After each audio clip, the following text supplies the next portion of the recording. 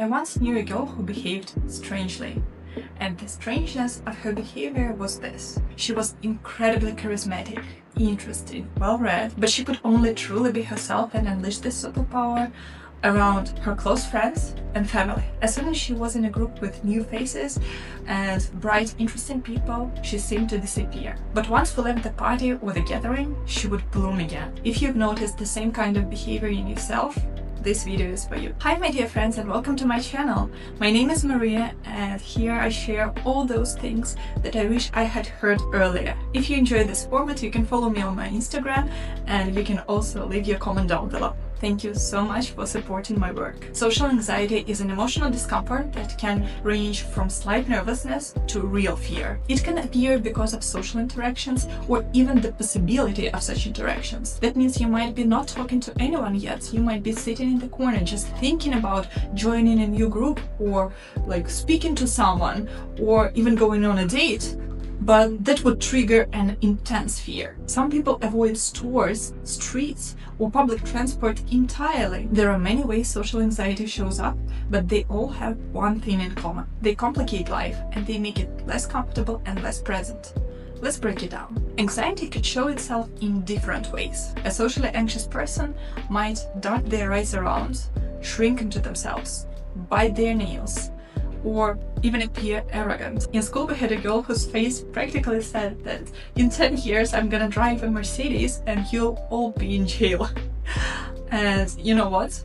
That kind of behavior is also a sign of social anxiety. We all react differently to stress. To manage social anxiety, think about the moments you feel it. It usually consists of two emotions: anxiety and shame. Anxiety is the worry about what might happen. What if I say something stupid? What if they think that I'm dumb or awkward? Shame is not I did something wrong, but I am somehow wrong. For example, if you make a joke and you think, I am a bad person. Shame is one of the most destructive emotions because it is really hard to handle. Your first weapon against anxiety is understanding cognitive distortions. This happens when we assume that we know what other people are thinking and we treat it as reality. For example, I have a vain friend. If I don't react dramatically to his stories, he assumes that I'm upset. But in reality, nothing happened. It was just his projection. Remember, other people's thoughts and reactions are not your responsibility. Someone thinking negatively about you does not make you a bad person. Another common cognitive distortion is thinking in black and white. Fear, bad. Courage, good. Confidence, good.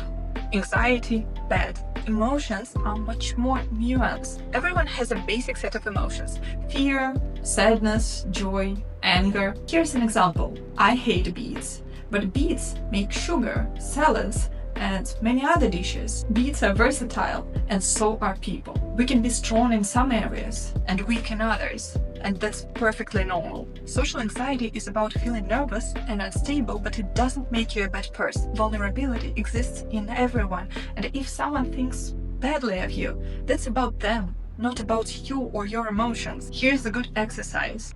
Don't focus on yourself. Look at others.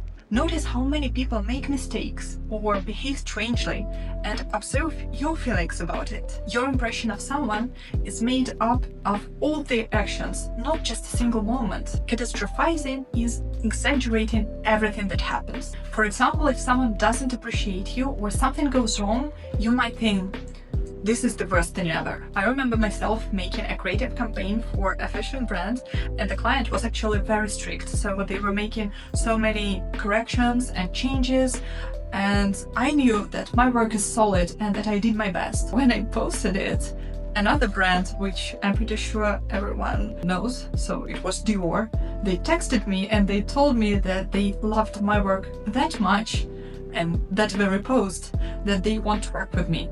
The second cognitive distortion is future catastrophizing, imagining consequences so extreme that they are absurd. For example, running behind on my project and that I'm gonna be homeless.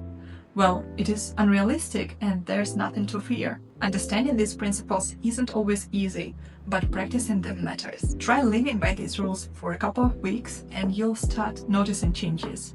I promise you. Thank you for being here today with me, and I wish you all a wonderful day.